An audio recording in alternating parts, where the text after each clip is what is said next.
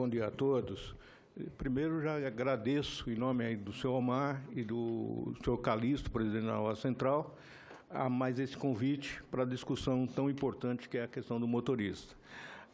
Estamos presentes hoje aqui com a Federação de Minas Gerais, Rio de Janeiro, São Paulo, do Norte, deixa eu ver mais quem, do Mato Grosso, né, e Rio Grande do Sul. Então, está uma boa representação para uma segunda-feira, mostrando o interesse que nós temos na discussão, no meio dessa crise. E também um representante dos taxistas, que não é filiado à federação, mas está aí representando os trabalhadores. Senador, eu fiz uma retrospectiva porque dá a impressão que não foi feito nada, mas nós temos uma longa história aí desde 2008. Né?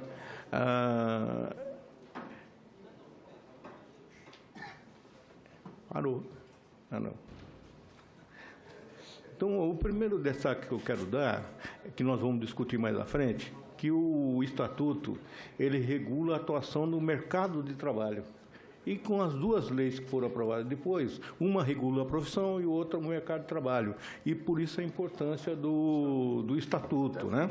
Tudo, se for o caso, não foi? Que ele envolve toda a categoria, todo o setor, né? A justificativa o senhor já deu, né? Mas é a questão da profissão, né? E aí, o que foi feito? Desde 13/10, quando foi lançado aqui o Estatuto, inclusive foi com a presença do... Só ajudar, né? Eu quero aquela foto. Aquela foto eu estou bem magrinho, viu? Passaram 6 anos, eu engordei. Eu quero aquela foto lá. Ó. Nós tivemos aí a presença do Zé Teodoro, que faleceu, presidente da Federação de Minas, mas que foi um grande incentivador da discussão. Uma salva de palmas para ele.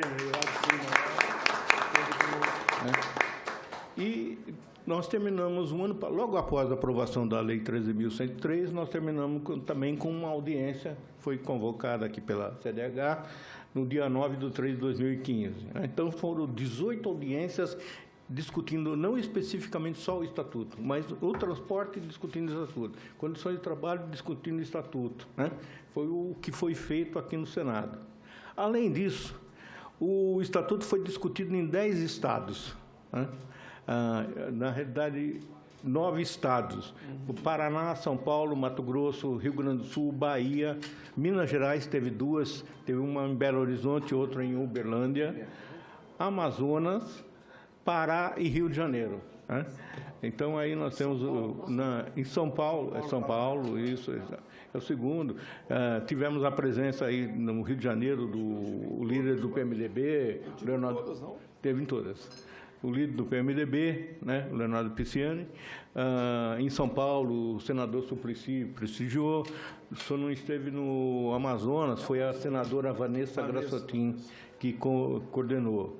Além dessas 10 audiências, nós tivemos 10 reuniões específicas sobre o Estatuto, que aí acabamos tirando um documento final. Esse documento, depois das 2 leis aprovadas, eu acredito que a gente tem que rediscutir, voltar a rediscutir com quem for relator, né? Porque algumas coisas aqui ficaram defasadas, né?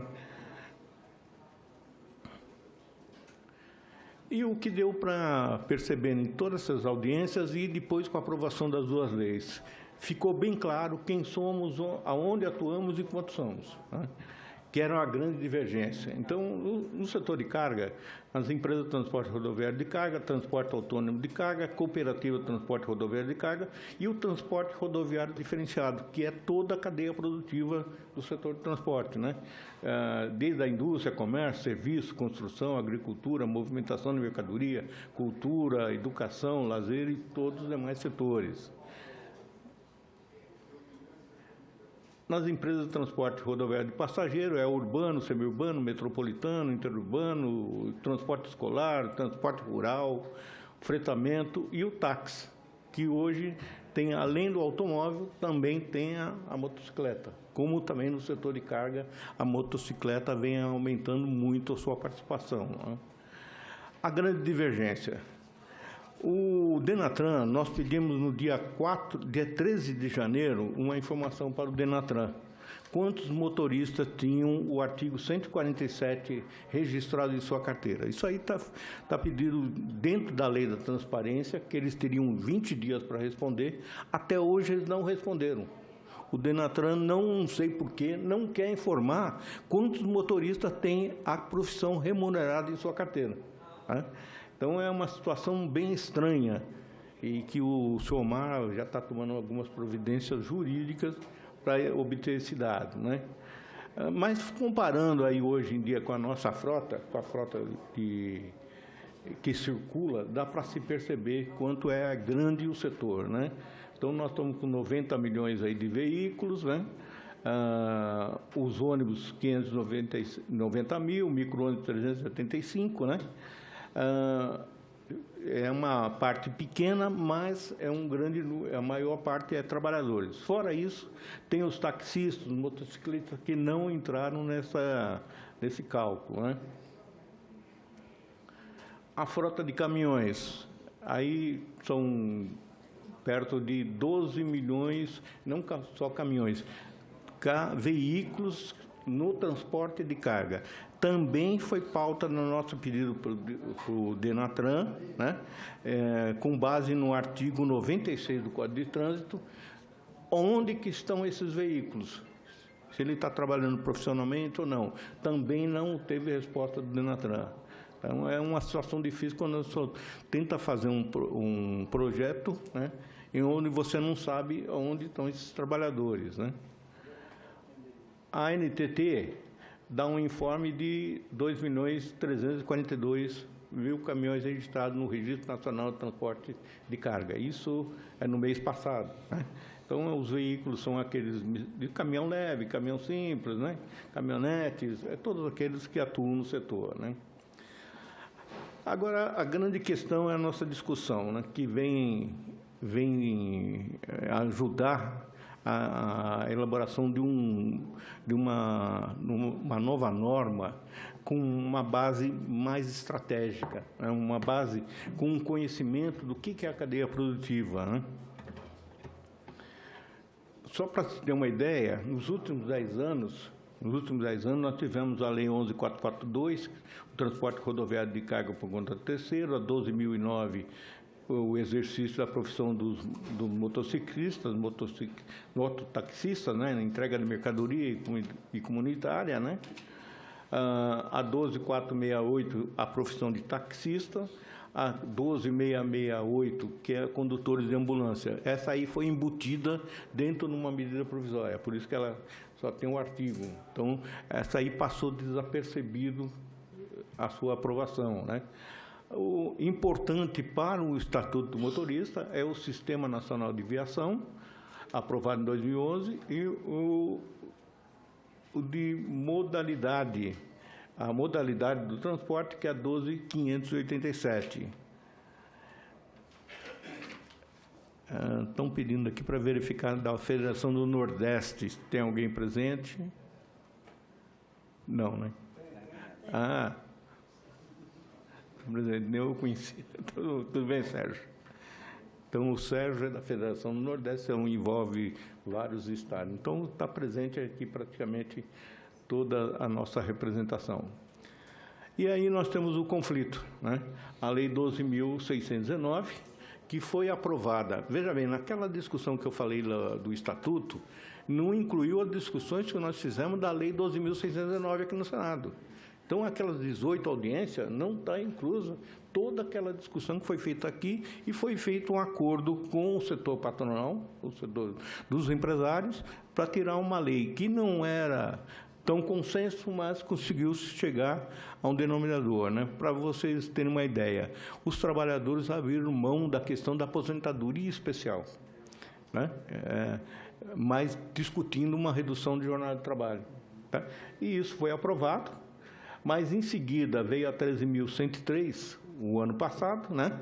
Que acabou desmontando tudo que foi aprovado aqui no Senado e voltando a estaca zero ou piorando mais a situação. Nesse meio tempo, houve pouca mobilização dos trabalhadores em si. Mas a Confederação, a Nova Central, né, fizeram um manifesto pela implantação da Lei 12.619.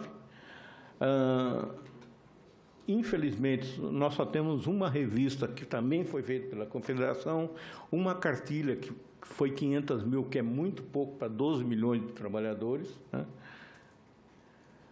Tivemos esse debate, ele foi internacional. Nós tivemos no Canadá, nos Estados Unidos, na Inglaterra, Chile, Paraguai, Argentina e Brasil. Todos os debates internacionais mostrando que o projeto nosso era um projeto viável e melhor do que em muitos países, né? Juridicamente, também muito pouco foi feito, né? Aí nós estamos com dois livros que foram feitos foram patrocinados pela Confederação, né? Um motorista profissional, inclusive um dos autores é o doutor Edésio Passo, ex-deputado, né, federal do Paraná, e o motorista profissão que vocês estão recebendo aí agora, né? Então, e tem mais 2 livros lançados, uma de uma desembargadora do Paraná e mais um de São Paulo, né? Então, é muito pouco a discussão que foi feita sobre a lei, né? Aí, nós entramos para o debate, nós temos que discutir a questão, a avaliação sobre a Lei 13.103 e o impacto nas 12.619. E essa discussão ela vai para o planejamento estratégico. Se o Estado não estiver presente, nós não vamos conseguir resolver o problema que, olha, não tem ponto de parada, não tem logística. O Estado tem que estar presente. E o Estado participou muito pouco dessa discussão, né? Então, nós estamos defendendo aí o planejamento, o Plano Nacional de Logística Estratégica, que é do governo federal, tem um consenso, né? O que eu acredito que seria viável para o Estatuto, né? É que um Estatuto com um plano nacional e federativo, não apenas federal, porque nós não conseguimos atingir com as 2 leis os estados e os municípios, né? Um plano de Estado e não apenas de governo, um plano multimodal envolvendo toda a cadeia logística. Nós não conseguimos fazer esse entrosamento, que eu acredito que hoje tem condição. E um processo de planejamento constante, né, participativo, o que nós estamos fazendo agora, né? Isso porque o Brasil tem uma questão do transporte, além de todas essas categorias, tem a questão da regionalização, a integração intermodal, a infraestrutura, os terminais de carga e descargas, pontos de apoio, renovação de frota e a restrição de circulação de veículos. O município vai e restringe a circulação de veículos, mas sem um plano de logística para esse município, né? E o que acontece é isso. Acidentes que nem esse, em São Paulo, onde é proibida a circulação de caminhões durante o dia, um acidente que 2 caminhões batem às 4h30 da manhã, porque eles estavam tentando passar rápido para São Paulo. Pegou fogo os 2 e atingiu, inclusive, o viaduto que foi interditado. Então, essa é a falta de planejamento, né? E nas questões do trabalho, nós temos aí as condições de trabalho, que, inclusive, essa semana, dia 28, é o Dia Mundial das Vítimas de Acidente de Trabalho. As centrais sindicais estão realizando um ato em Mariana, dia 26, 27 e 28. A Nova Central está participando lá, né, também na organização, sobre essa questão das vítimas do acidente de trabalho. Os acidentes de trânsito também com relação ao acidente de trabalho, a qualificação profissional, apesar de as 2 leis, uma 2012, a outra 2015, a qualificação profissional não foi discutida em nada, né? A segurança, a questão da segurança e a questão hoje que está aumentando muito, que é a participação da mulher no setor, né? Então, senador, eu acredito que o que está ocorrendo na Câmara hoje é a discussão do marco regulatório do transporte rodoviário de cargas. Pelo que nós percebemos, mais uma vez, a tirada de direitos.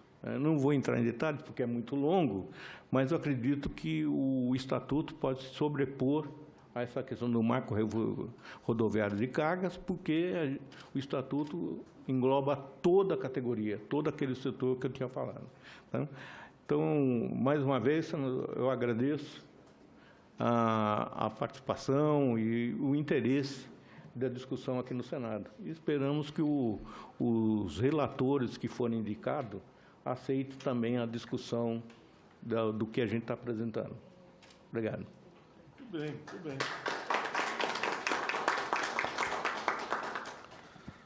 Muito bem, Luiz Antônio Faustino, que fez uma retrospectiva e atualizou o momento em falando desse novo marco regulatório que nós temos que saber trabalhar pela importância do Estatuto, além do próprio marco regulatório. Então, de imediato, Adélio Justino Lucas, Procurador Regional do Trabalho do Ministério Público do Trabalho, MPT. Senhor presidente, bom dia a todos.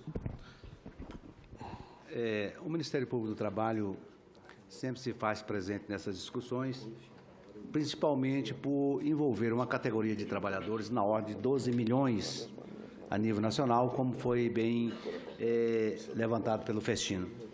A nossa preocupação aqui, evidentemente que ela está vinculada às condições de trabalho e, inclusive, uma situação de repercussão geral no que diz respeito aos acidentes de trabalho envolvendo os motoristas profissionais. Na verdade, essa preocupação ela é muito grande, tendo em vista a repercussão que tem tanto para a família, para o trabalhador, para o empresariado e também para o Estado de uma maneira geral. Então, o Ministério Público do Trabalho participou de uma forma ativa na elaboração e nas discussões daquilo que fez gerar a Lei 12.619. A Lei 2.619, evidentemente, como o Faustino disse, e todos já sabem, ela significou um avanço muito grande, apesar de diversas discussões terem sido abandonadas pelo parte dos trabalhadores, exatamente no sentido de tornar-se um pacto de forma a poder, no primeiro momento, dar pelo menos uma certidão de nascimento ao motorista profissional, à profissão dos motoristas. E com o concurso da edição seguinte, sequencial da Lei 13.103, evidentemente que também lutamos, mas de uma forma invertida, no sentido de manter a garantia e a preservação de alguns direitos dos trabalhadores que a Lei 12.619 previu.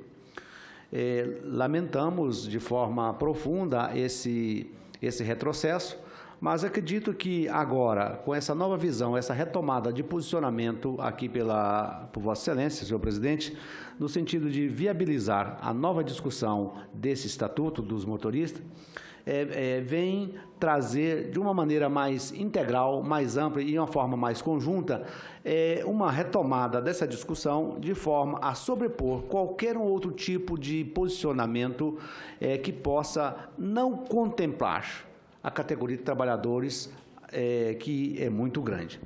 Então, o Ministério Público, evidentemente, que é um escravo das leis aprovadas aqui nessa casa, nessas duas casas, está pronto e sempre pronto a discutir de forma conjunta com as classes trabalhadoras e com o empresariado uma forma equilibrada de encontrar um ponto comum entre as situações. Evidentemente que já discutimos que, para termos avanço, é preciso, em certos momentos, poder recuar, sempre observando as condições de trabalho.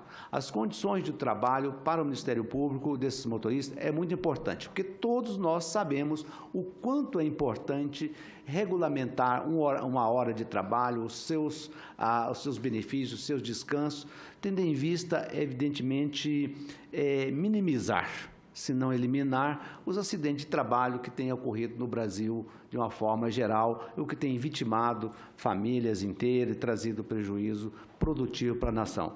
Então, o Ministério Público está aqui, senhor presidente, mais uma vez, imbuído e vinculado à possibilidade de sempre discutir com as categorias aquilo que é bom para os trabalhadores, é bom para o país, é bom para o empresariado, de uma forma progressista, de uma forma que avance sem poder destruir qualquer situação que possa causar impacto no empresariado, mas sempre observando o lado também, em especial, aqui do trabalhador, tendo em vista que as situações encontram em conflito com a Lei 12.619 e 13.103. Então, o Ministério Público vê com bons olhos, evidentemente, com algumas adaptações futuras dessa projeto de lei do Senado, no que diz respeito ao Estatuto do motorista, tendo em vista as incursões trazidas nele e as repercussões pelas duas leis aqui referidas.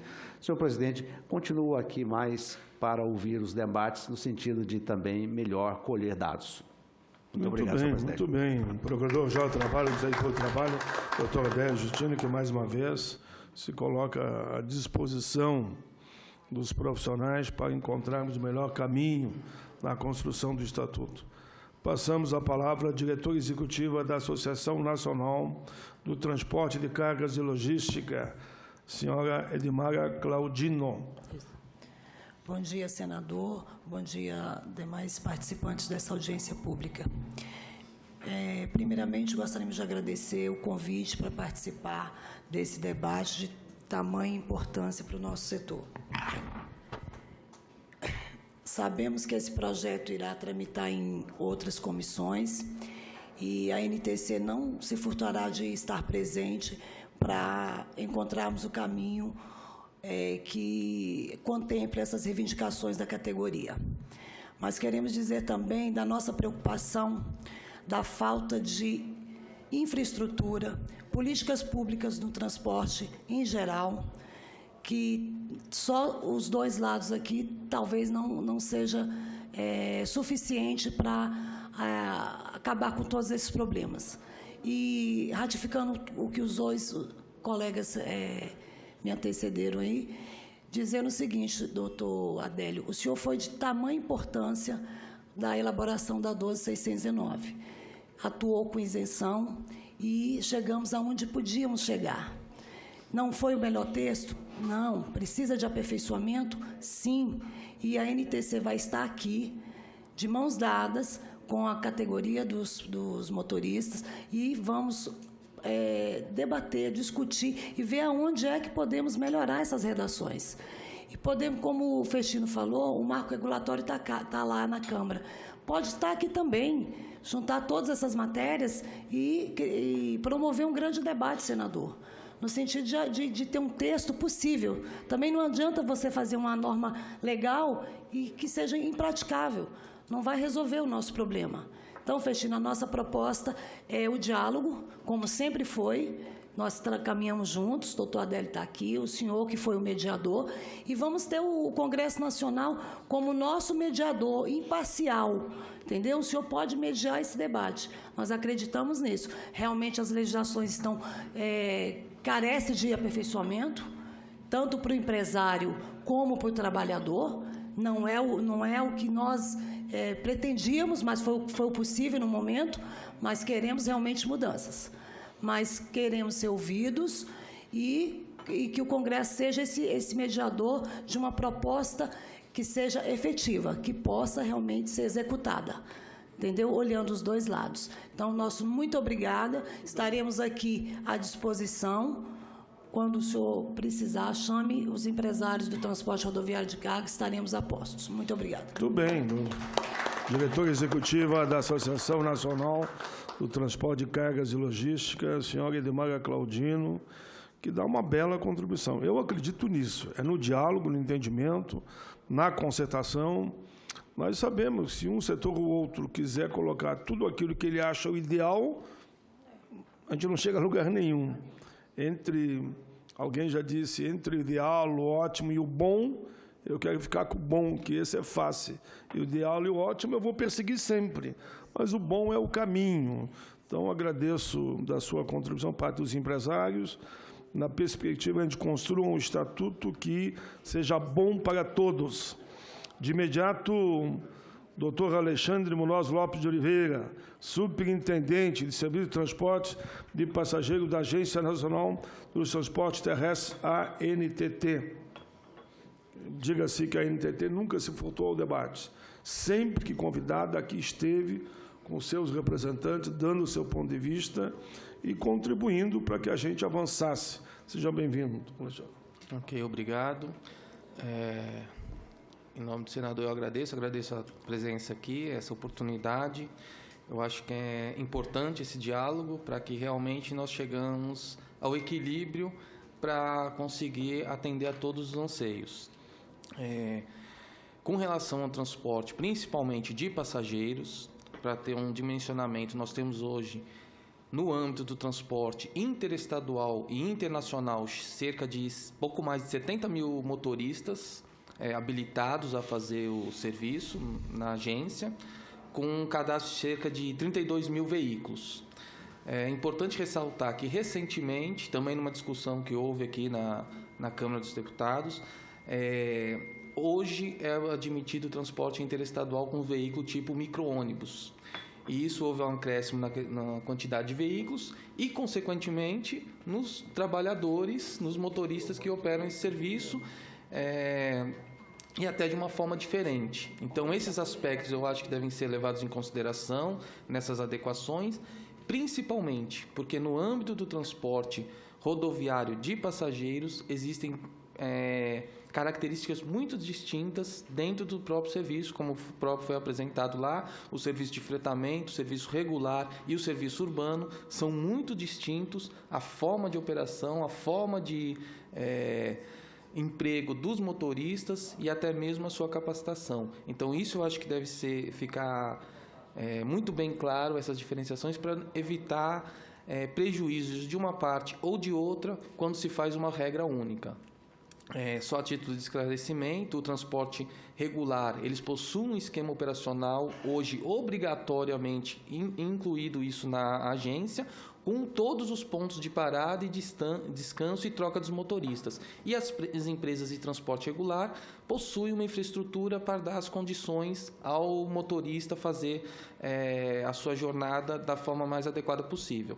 Já o serviço de fretamento, em geral, não possui esses pontos de apoio, pelas características do próprio serviço. Então, em viagens mais distantes, há necessidade da dupla de motoristas, há outras intervenções que são necessárias.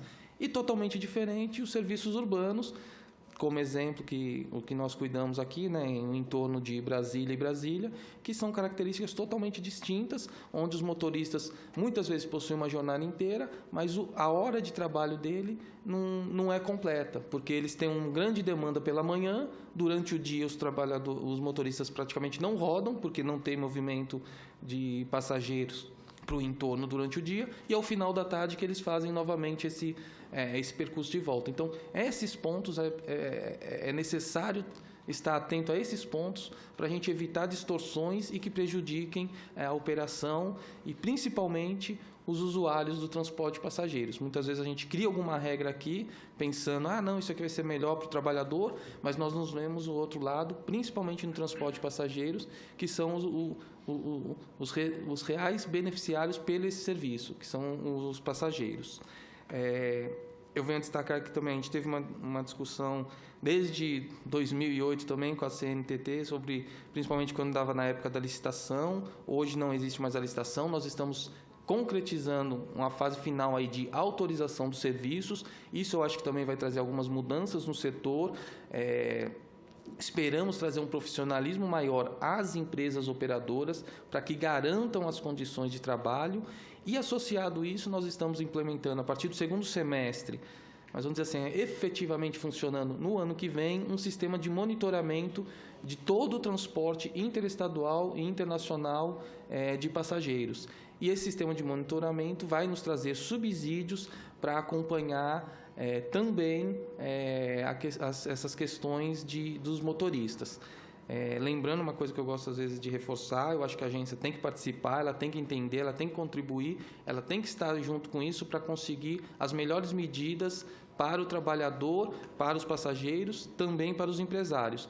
Mas só lembrando que a agência, o foco principal dela é a questão do transporte e não as questões trabalhistas. Eu sei que às vezes um limiar aí que é difícil de se achar até onde vai uma questão, até onde vai a outra, porque as questões trabalhistas acabam envolvendo as questões de segurança e que isso nos afeta muito, mas eu acho que a gente tem que tomar cuidado para não acabar entrando num mérito que não é da agência e sim de outros órgãos. Apesar de que a agência hoje, principalmente nesse sistema, vai ter todas as informações e nós estamos dispostos a fornecer essas informações a todos os interessados para que contribua tanto nos estudos como no acompanhamento e na fiscalização do dia a dia. Porque é isso que eu acho que é o principal. Às vezes a gente tem um regulamento, ele está excelente, mas na prática ele não consegue ser aplicado. Então, isso que a gente deve observar de uma forma muito clara. E me veio à cabeça aqui, principalmente questão de fretamento e principalmente com a inclusão dos micro-ônibus, a gente tem que ter uma especial atenção à questão de motoristas freelancer. Hoje é vedado, mas nós sabemos que muitas vezes acontece essa prática, principalmente para períodos de pico, onde a empresa não vai manter esse motorista o tempo todo e vai querer atender só em determinados períodos. Então, eu acho que nós teremos que adentrar também para disciplinar isso, para fazer uma regulamentação dessa questão de forma a contemplar e não prejudicar nem o setor, nem os motoristas, nem os empresários. Eu acho que esse que é o foco principal que a gente deveria dar continuidade nesse avanço que nós estamos tendo em tudo que se conseguiu até hoje. Muito bem, doutor, muito bem. Doutor Alexandre Monoz Lopes de Oliveira, superintendente de Serviço de Transporte de Passageiro da Agência Nacional de Transporte Terrestre, dando a sua contribuição para avançarmos para melhorar a vida destes profissionais. Neuri Tigrão, presidente do Sindicato dos Transportadores Autônomos de Carga. Com a palavra.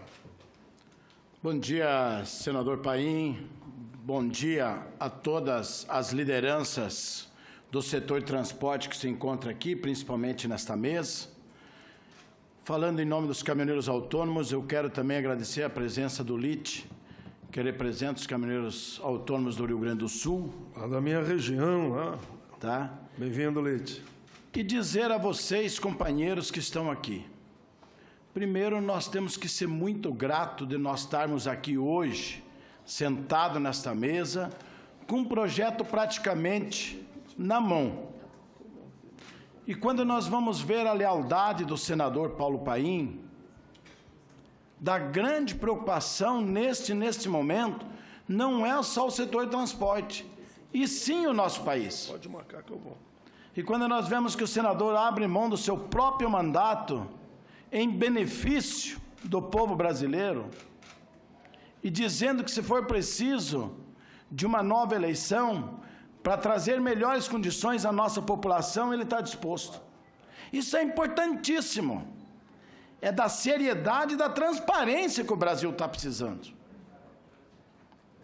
Quem sabe as nossas divergências nos planos, nas lutas, nos projetos, que nós tantos trabalhamos juntos e tivemos divergências para chegar no consenso do nosso projeto de lei.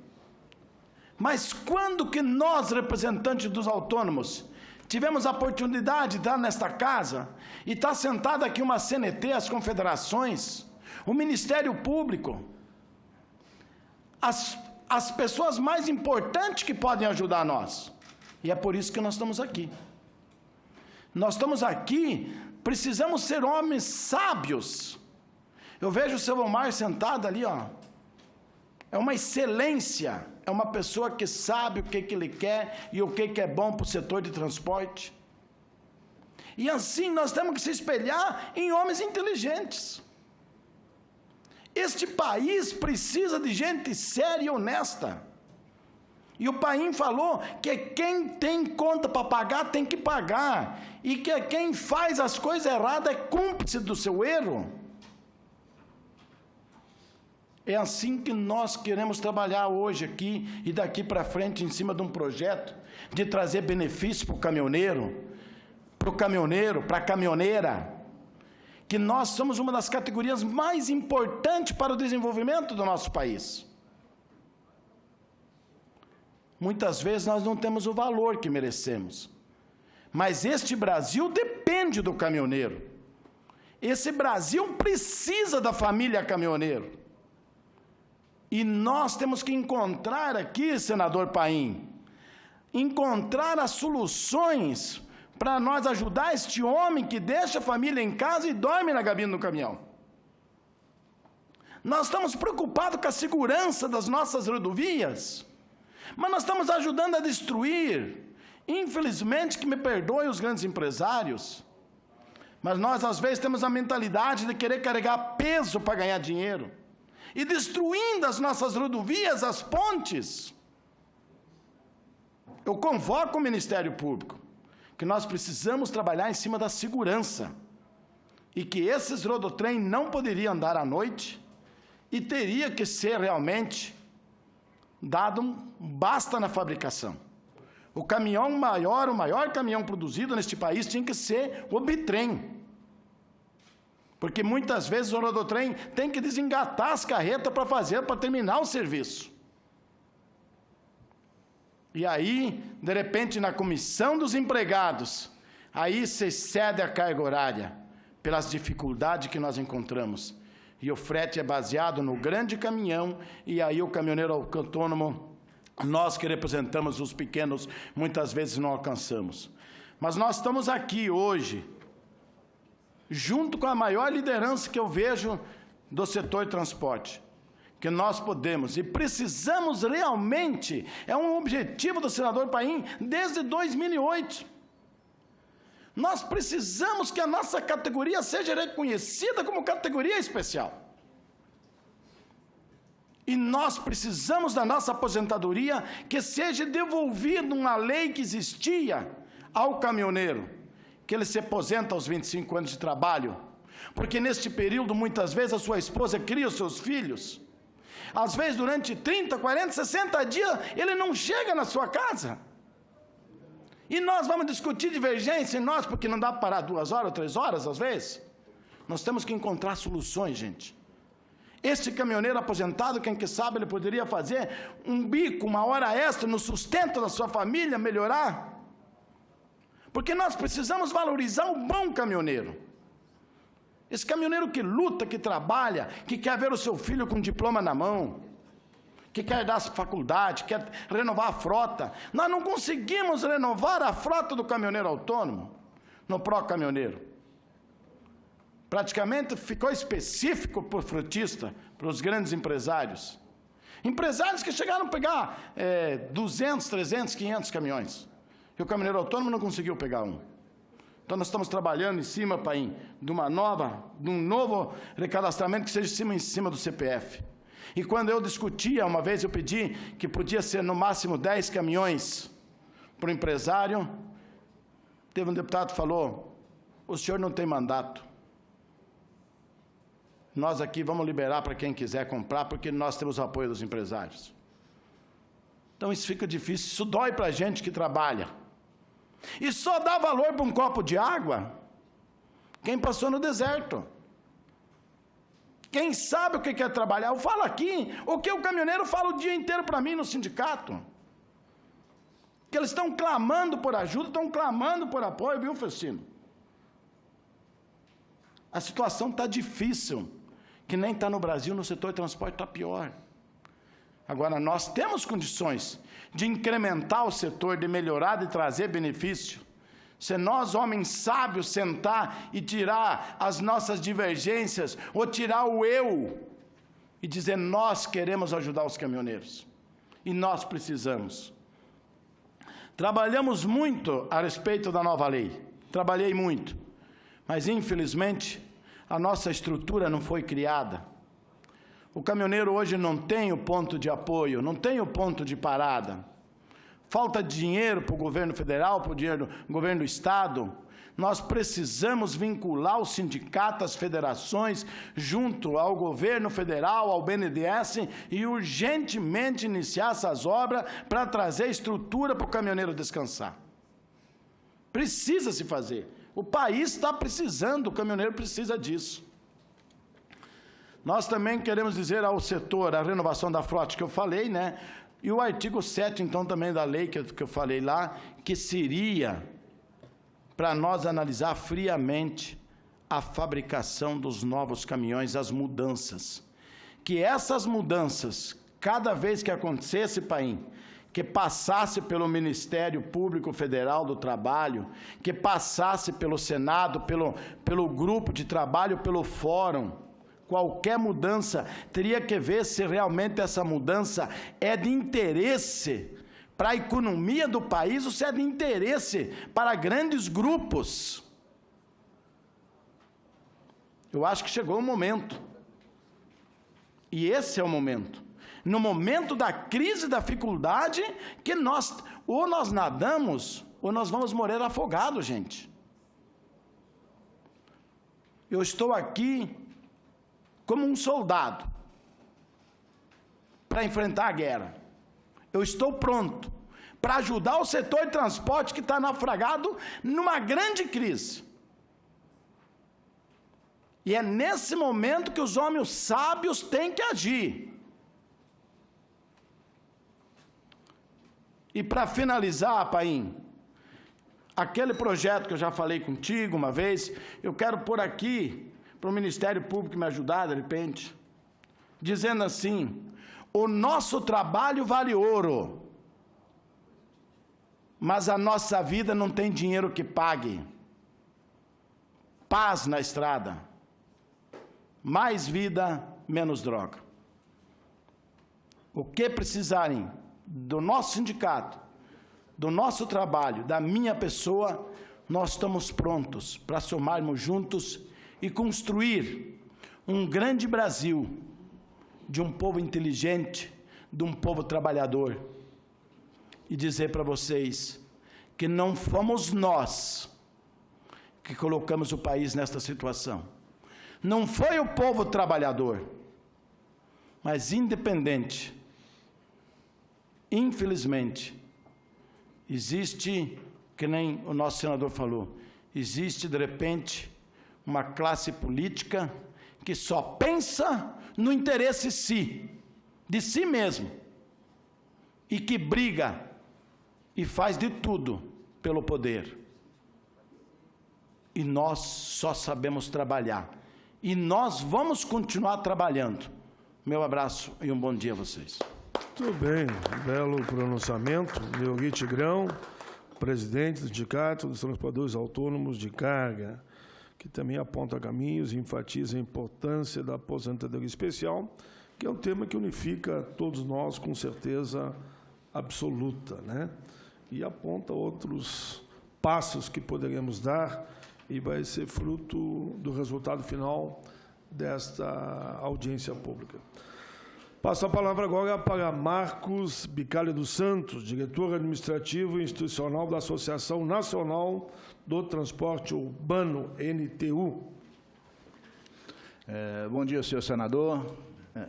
Paulo Paim, presidente da Comissão de Direitos Humanos e Participação Legislativa. Bom dia a todos os participantes dessa audiência pública. Gostaria, em primeiro lugar, de agradecer essa oportunidade de estarmos aqui participando desse debate.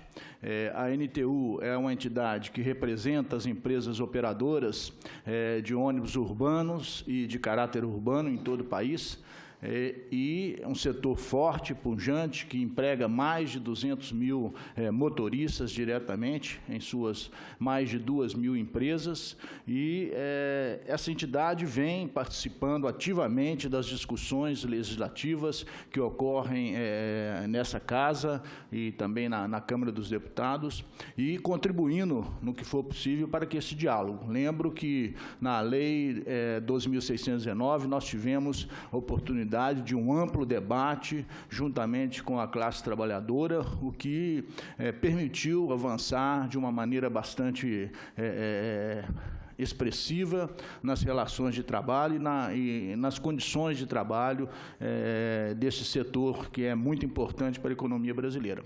E tal fato não aconteceu com o mesmo vigor na Lei 13.103, e a gente hoje enfrenta alguns problemas com essa legislação. Somos parceiros dos trabalhadores na solução, como, por exemplo, a questão do exame toxicológico, que está preocupando a todos, né?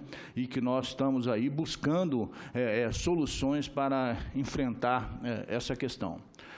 A NTU, então, desde já, senador, se coloca à disposição para essa nova rodada. Lembro que temos aí uma nova legislação, vamos precisar compatibilizar. Fizemos um levantamento recente de projetos de lei, senador, que estão tramitando no Congresso Nacional. Somente com referência a motorista, existem mais de 45 projetos de lei em tramitação hoje nas duas casas, Senado e Câmara. E eu acho que é uma oportunidade para a gente poder aproveitar esse conteúdo que existe aí e tentar realmente avançar numa legislação que aborde de uma forma bastante ampla, né, todas essas questões que envolvem a profissão de motorista profissional no Brasil.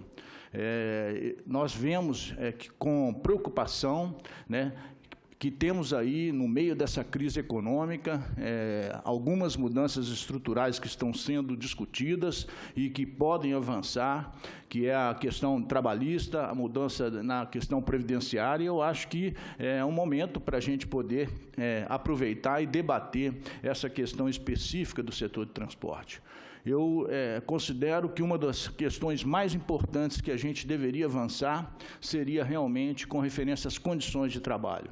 O setor de transporte urbano, ele se preocupa com isso, nós temos que avançar nessa situação e tentar envolver nesse processo de discussão os governos, tanto o governo federal como o governo estadual e municipal, que estão muito distantes para ajudar na solução dessas questões. Lembro, senador, que no caso específico do transporte urbano, um pequeno problema, mas que representa uma grande dor de cabeça para a gente. A legislação trabalhista obriga que nos pontos finais das linhas de ônibus a gente tenha instalações sanitárias e refeitórios para possibilitar o atendimento dos trabalhadores. E quando a gente vai procurar as prefeituras para viabilizar a instalação de sanitários nesses pontos finais, a gente não consegue avançar. Então, quer dizer, nós temos um serviço público que é especificado, na maioria dos casos, pelas prefeituras, e que, na realidade, a gente não consegue cumprir a legislação porque a própria prefeitura não dá os elementos necessários para a gente trabalhar. No caso do transporte público urbano, tem uma outra questão importante. Em outubro do ano passado, nós tivemos a aprovação da PEC da deputada Erundina, que transformou o transporte público como um direito social, e isso, evidentemente, vai trazer uma série de demandas da sociedade em cima desse serviço público, e nós temos que estar preparados para atender. De forma que eu acho que essa questão da qualidade, das condições de trabalho, ela precisa ser abordada de uma forma bastante enfática nessa lei. E eu acho que é por aí que a gente vai conseguir vencer alguns obstáculos que hoje existem, né? Que prejudicam a saúde, prejudicam a segurança do trabalhador. Então, nós estamos à disposição para poder iniciar esse processo de reiniciar, né? Porque já tivemos várias oportunidades de discuti-lo, mas reiniciar esse processo de discussão e verificar de que forma a gente possa realmente avançar numa legislação que atenda principalmente, né, a questão da saúde e da segurança do trabalhador. Muito obrigado.